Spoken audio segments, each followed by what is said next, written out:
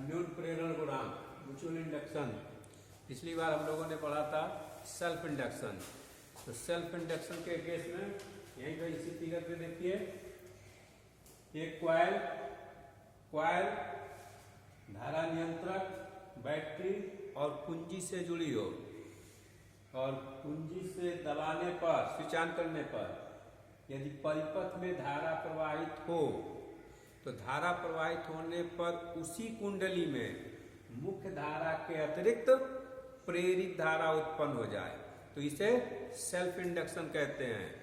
जहां पर लेंज के नियमानुसार उत्पन्न प्रेरित धारा सदैव उस कारण का विरोध करती है जिस कारण वह स्वयं उत्पन्न होती है। तो मुख्य धारा के मान पर यहाँ पर धारा को रियास्टेंट की सहायता से बढ़ाने पर, यदि धारा के मान को बढ़ाया जाए तो बढ़ाने पर मुख्य धारा उत्पन्न होगी। ठीक, तो इसका विरोध करने के लिए जो प्रेरित धारा उत्पन्न होती है वह मुख्य धारा के विपरीत दिशा में। तो ये हो गया सेल्फ इंडक्शन।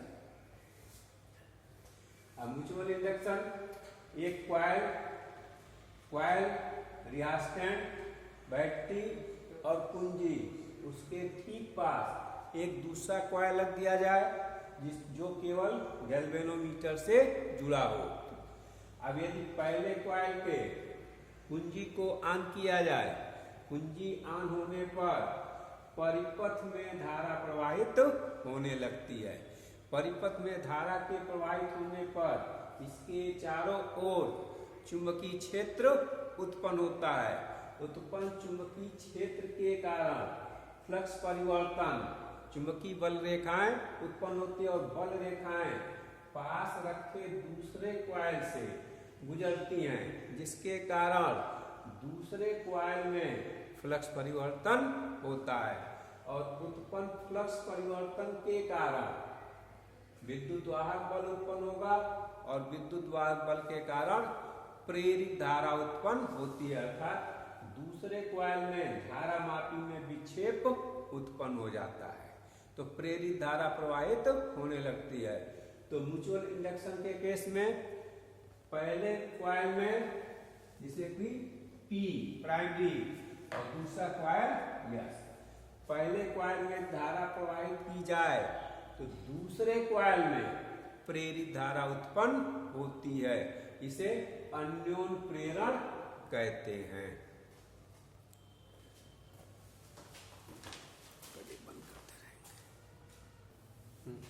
ये हो गया म्यूचुअल इंडक्शन। पहले कुंडली प्राइमरी कहेंगे, धारा प्रवाहित की जाए तो दूसरी कुंडली में प्रेरित धारा उत्पन्न होती है। उत्पन्न जो प्रेरित धारा होगी, तो यहां पर यदि दूसरी कुंडली में फेरों की संख्या N2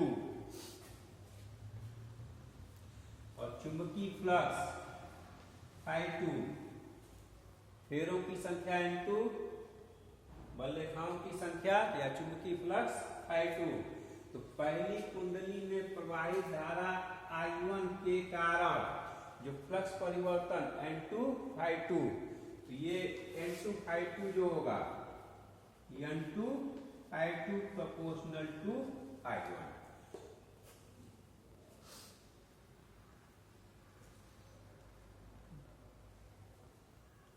और N2 आपका फ्लक्स ग्रंथिकाओं की संख्या होती है। तो यह फ्लक्स ग्रंथिकाओं की संख्या पहली कुंडली में प्रवाहित धारा I के, ये जो I1 के अनुपाती होती है, या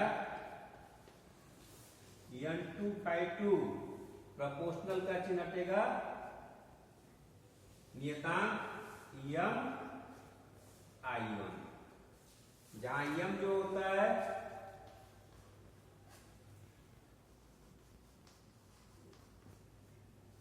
अन्योन प्रेरण गुणांक कहलाता है। तो यहां से M बराबर N2 बटे I1।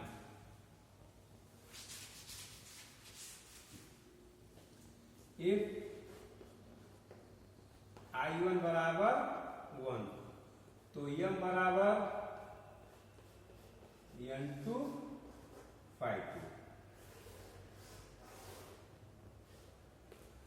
इसी कुंडली का अन्योन प्रेरण गुणांक n2 ∅2 और n2 ∅2 आपका दूसरी कुंडली के फ्लक्स ग्रंथिकाओं की संख्या के बराबर होगा यदि पहली कुंडली में एकांक धारा प्रवाहित हो रही हो।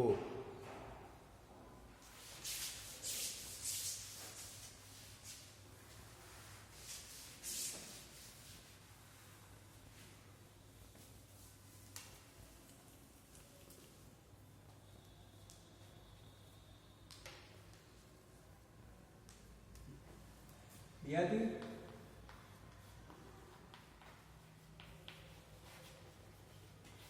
प्राथमिक कुंडली और प्राथमिक कुंडली हो गया P में धारा प्रवाहित करने पर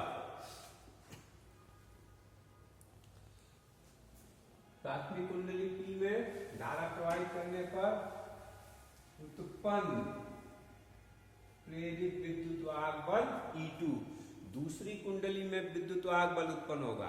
तो दूसरी कुंडली में उत्पन्न विद्युत वाहक बल E2 हो तो फैराडे के नियम अनुसार E2 बराबर माइनस n2 ∅2 बटे T।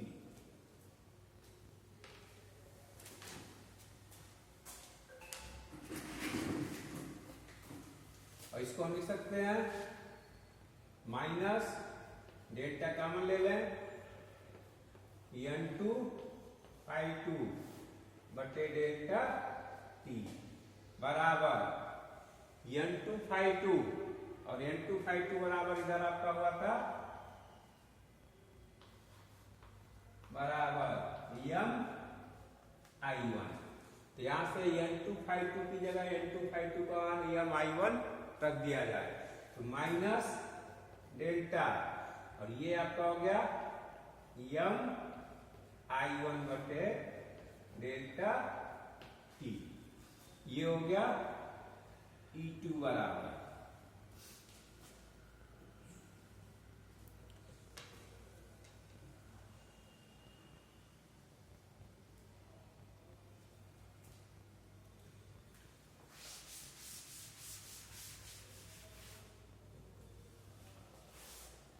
या E2 बराबर माइनस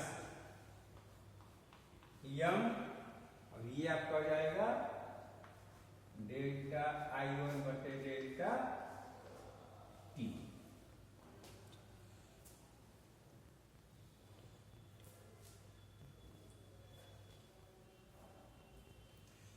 डेल्टा I1 बटे डेल्टा T की पहली कुंडली में धारा परिवर्तन की दर माइनस चिन्ह प्रदर्शित करेगा कि उत्पन्न विद्युत वाहक बल धारा परिवर्तन के विपरीत होगी।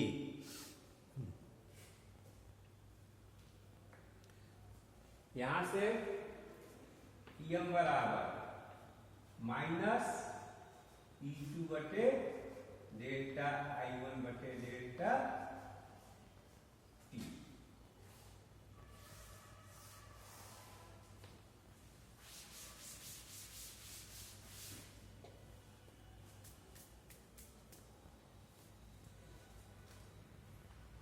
डेल्टा I1 बटे डेल्टा T धारा परिवर्तन की दर 1 तो m बराबर E2 और ये आपका हो जाएगा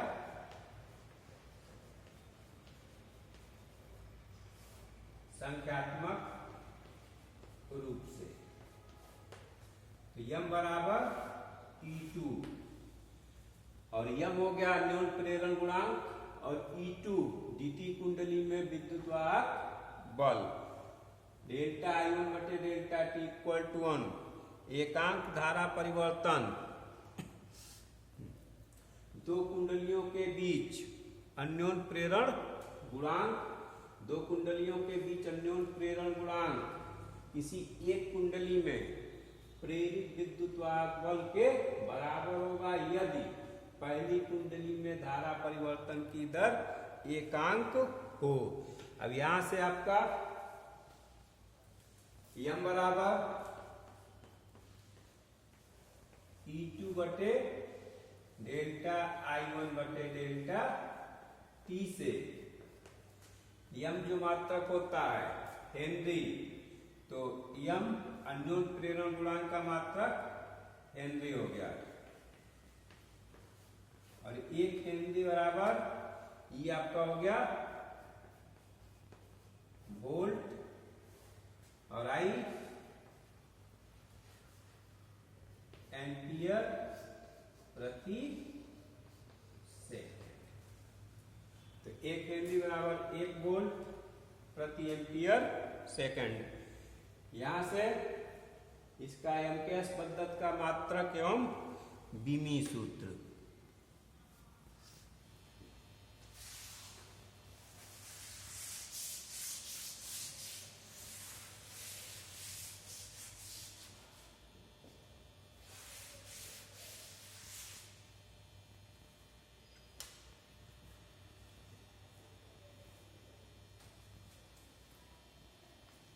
यम बराबर ई बटे डेल्टा आई बटे डेल्टा टी बराबर ई, और ये आपका हो गया डेल्टा टी बटे डेल्टा आई। तो यम बराबर, और यम हेनरी, ई का हो गया वोल्ट इंटू सेकेंड बटे एम्पियर।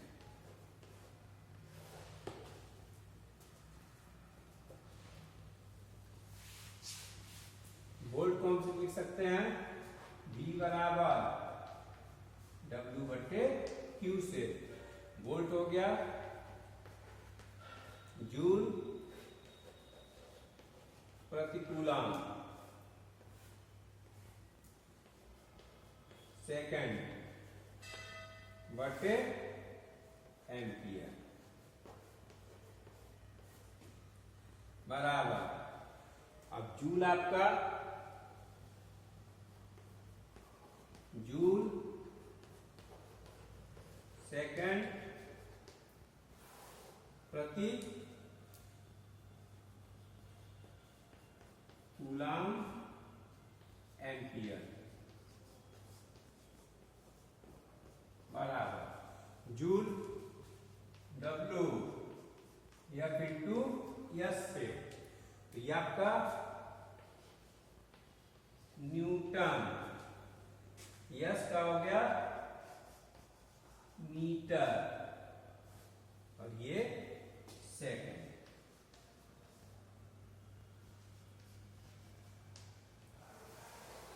बटे कूलम, और कूलम आपका हो जाएगा Q बराबर IT। तो कूलम का ampere second ampere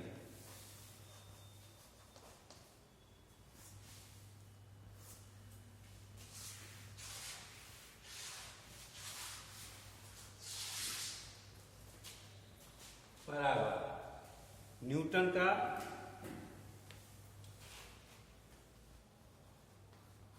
kilogram metre प्रति सेकंड स्क्वायर। न्यूटन का मात्रा ये आपका मीटर पूरे सेकंड बटे एम्पियर, एम्पियर ये आपका हो गया एम्पियर सेकंड। सेकंड से सेकंड आपका कैंसिल हो जाएगा, तो बच गया kilogram metre square second minus 2 बटे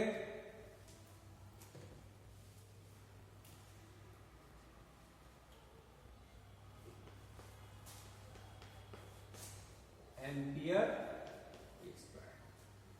ये हो गया मात्रक।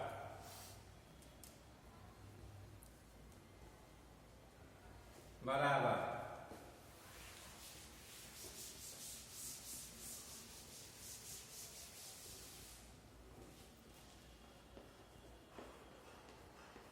Kilogram metre square second minus 2